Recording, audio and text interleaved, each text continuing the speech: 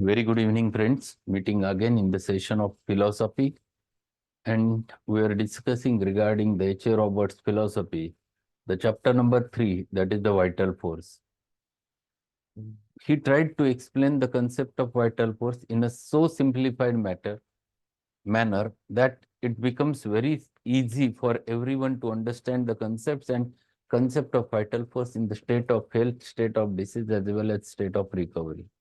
And he is trying to give the examples why it is so much necessary to understand the vital force.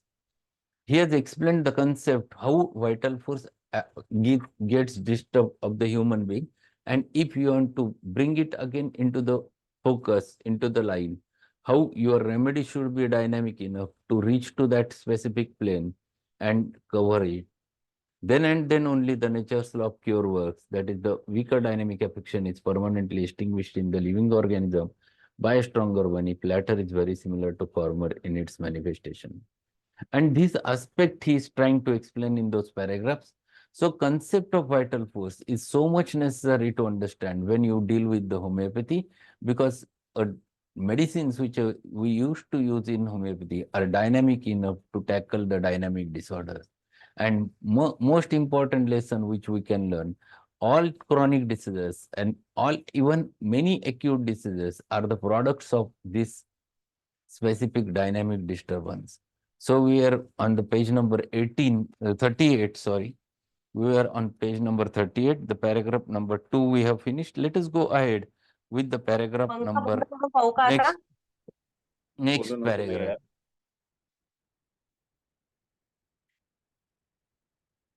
The action of the proven remedy is similar to the action of disease from whatever source. Disease must be caused by disturbance of vital energy, and that in itself sets in motion a train of symptoms exhibiting an exact picture of the way in which the vital energy is disturbed. It is only from this picture that we can gather an understanding of the inner workings of the sick individual. It is only through the careful observation of the provings of the potency that we know the action of any given remedy to understand where it has made its impress on vital force. The vital force is resilient, and impressions not only show the force promptly but over the considerable period of time and in orderly groups of symptoms, even as does the natural disease. So that's what we have discussed last time. The vital force gets affected naturally in the similar manner. The vital force gets affected in the artificial way by the dynamic homeopathic medicine. If we know the natural disease properly, and at the same time we know the provings of homeopathic medicine, the dynamic provings of homeopathic medicine, we can understand the affection of vital force through the train of symptoms. That is the chain of symptoms which appears in a sequence, and because of which it is rather simple to understand the remedy process, how it works, what symptoms it can produce. And prior to the prescribing to the patient, we know each and every detail about them. So there are two types of manifestations, or called as two types of phenomena which happens. One is natural disease phenomena and second is artificial disease phenomena. What we have to do is only to match the natural disease phenomena with the artificial disease phenomena on the basis of law of similar, and we can treat all those individuals because both of them works at the same dynamic plane of the vital force. So one causes the disturbance of vital force, another causes the again the cure or recovery of the vital force against into the health state of health. So these two phenomena we have to learn at the level of dynamic derangement of vital force. And then he takes the help of Organon, aphorism number 10 and 11. What Hahnemann says in aphorism number 10 and 11. He says, the material organism without the vital force is capable of no sensation, no function, no self-preservation. It derives all sensation and performs all the functions of life solely by means of the immaterial being the vital force, which animates the material organism in health and disease. And this is what Hahnemann said, and this is truth. Without this vital principle which has entered inside the body, the sensation and function never comes. Till that period, it is just a fertilized egg. Once it starts working, then then the further functions of vital force starts. So without the vital principle, there is nothing. This is what he wants to say. And then he adds, when a person falls ill, it is only this spiritual, self-acting, automatic vital force everywhere present in the organism that is primarily deranged by the dynamic influence of a diet of a morbific agent inimical to the life. It is only the vital force deranged to such an abnormal state that can furnish the organism with its disagreeable sensations and incline it to regular processes which we call disease. For as a power invisible in itself and only cognizable by its effects on the organism, its morbid derangements only makes itself known by manifestation of disease in the sensations and functions of those parts of the organism exposed to the senses of the observer and physician. That is, by morbid symptoms, and in no other way can it make itself known. So he has totally explained the process of dynamic derangement of vital force. Something inimical happens to the life. Question arises, what is inimical? We define it. Yes, dynamic inimical things means the things which are disease producing agents. But what is that disease producing agent? What is inimical? Inimical means things goes against your will. The things which goes against your will are inimical. And this is what he wants to explain over there. This is what is very important from your point of view. So whenever things goes against your will, you are disturbed. It is not something that just mind is disturbed. It is you as a whole is disturbed. And once you are disturbed at that specific level, your vital force is not in a state of health. It goes into disease state. Then and then the expression of it happens to be there in the form of signs and symptoms. Then symptoms starts coming out. Then patient starts expressing about the signs and symptoms in the form of totality. That is only way with which we can understand the person is diseased. There is nothing more than that. So if a patient comes to you, he comes to you because he has some signs and symptoms. If you don't have signs and symptoms, he will not come to you for treatment. So signs and symptoms is the language of the disease. And where is the disease? Disease is at the innermost plane. It is in the dynamic plane. So that is invisible. So he says it is in the invisible interior, the derangement happens. Only we can recognize or cognize only by our senses in the form of signs and symptoms.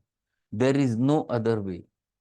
So every disease, whenever happens, because of dynamic derangement of vital force, we can recognize only through totality of the symptoms, and there is no other way with which we can find it out. So if this totality of the symptoms is the expression of disease, then we have to take into consideration that totality of the symptoms. We have to catch that totality. We have to match that totality with the artificial totality or antitype totality. And then you have to choose a right remedy. So language always expresses through the signs and symptoms. And no disease is cognizable to your senses without the signs and symptoms. And this is what he explains over there. This brings us to the consideration of unhampered expression of vital force and its influence in the disease and cure. So see what he says, this brings us to a consideration of unhampered expression of vital force and its influence in the disease and cure. As we have seen, its expression reflects the exact symptoms of disturbance.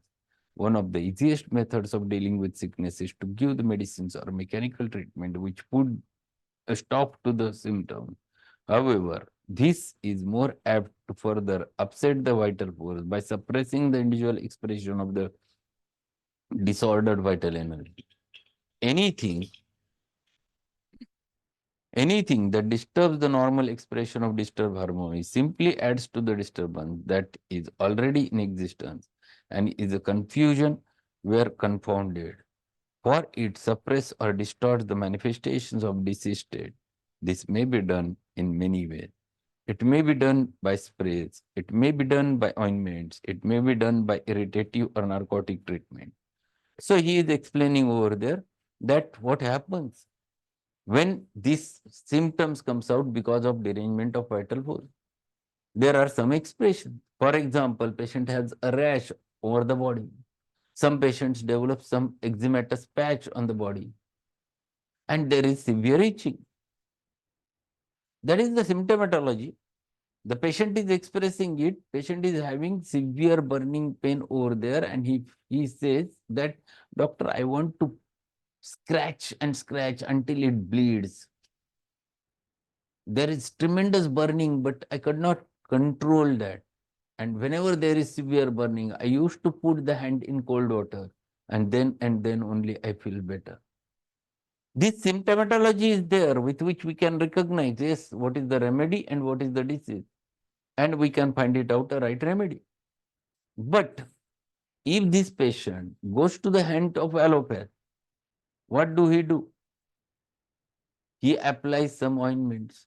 He gives some ointments. The person applies it to it. And after applying those ointments, what happens is nothing but the expressions are vanished. Now there is no more itching. Now there is no more scratching. Now there is no more burning. There is no modality. And now this patient, if comes to the homeopath, now we are confused because there is lack of symptomatology. Suppression always leads to the lack of lack of symptomatology. And if we don't have a symptoms, we cannot find a right remedy. Patient comes, doctor, this is the eczema. And you ask, what is the problem? There is no so problem, but it never looks good. That's all. I want to treat it. And then you are nowhere because you don't have symptoms. And symptoms are lost because of suppression, because of local treatment. And this is what he is expressing. Whatever is coming out, whatever is expressing externally, should be taken as a totality of the symptom and find it out and treat it with the internal medicine, internal dynamic medicine, but not by an external treatment. So he is explaining this may be done in many ways. It may be done by sprays, it may be done by ointments, it may be done by irritative or narcotic treatment. Whatever is done that interferes with the expression of the disturbance as manifested by symptomatology of the patient adds many folds to our trouble. The altered character or entire suppression of discharges, the suppression of eruption, the palliation of pain by narcotics, the momentary invigorations of the tonic, these are among our problems. And this is the problem. People always tries to suppress whatever comes out on the surface. I had a case of SSP, subserosal panencephalitis. And why it has happened? 1 year before, he had a measles.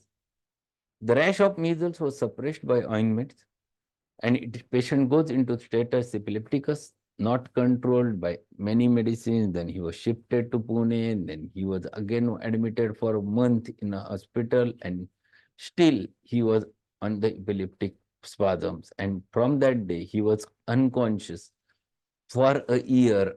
Only he was, whatever is putting inside mouth, he used to eat, and he was just alive, dead body. That's what happened, and he was diagnosed that his name of disease is SSP. See how much dangerous effect it has produced. It has gone from surface to the brain and affecting the brain parenchyma, producing subserosal panencephalitis, and patient was whole year unconscious. He was brought to me right from Nagar in an auto, and when I even tries to pinch his ear pinna to see the consciousness, there was zero reaction.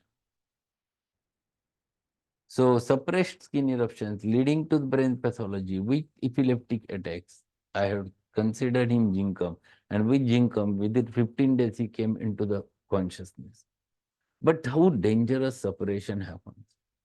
If you try to put a pressure on this superficial symptom, it goes inside, affects any vital organ. Whatever is done that interferes with the expression of disturbance, as is manifested by symptomatology of the patient, adds many folds of our trouble. The altered character or entire suppression of discharges, the suppression of eruption, the palliation of pain by narcotic, the momentary invigoration by tonics, these are among our problems. The injection of in gonorrhea or for instance, may suppress the discharge, but the effect is to throw the whole vital energy out of balance more markedly than before, and we get all kinds of manifestations in a distant and seemingly unrelated organs as a result.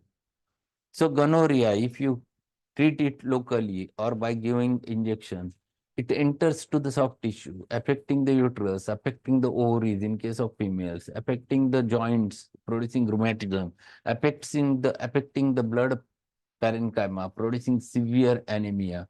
It may affect the lungs, producing chronic obstructive pulmonary disease or asthma. So see how grave disorder we can produce because of just suppression of the expression. Suppression is the easiest and greatest of the errors that can be practiced by any graduate in medicine. See the comment what he has made. He said, it is the easiest and greatest errors that can be practiced by any graduate in the medicine. And this is what happens. We see the skin specialist, what do? They are just prescribing local ointments, potent steroids in order to tackle the local problem. And patient is getting more and more disease because of this. And this is the problem with the separation of expressions of vital force. So this is what we have learned in this chapter. Where this chapter, third chapter is finished. We'll meet tomorrow and we'll start with the next chapter, that is the vital force as expressed in functions in health, in disease, in recovery, and the cure. So we'll discuss all those things in tomorrow's session. So he is explaining the concept of vital force at all level. I think he has dedicated 3 or 4 chapters for the vital force and practical aspects of the vital force. So 3 chapters are there, vital force, third, fourth, and fifth chapters. These are all related with it.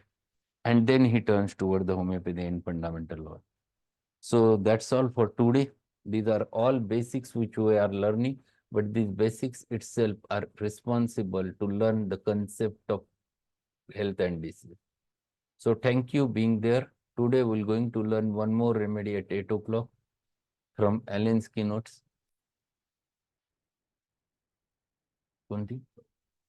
Yes, Crotalus horridus. We're going to learn Crotalus horridus in today's session. So that's all for today. Thank you being there. Good evening.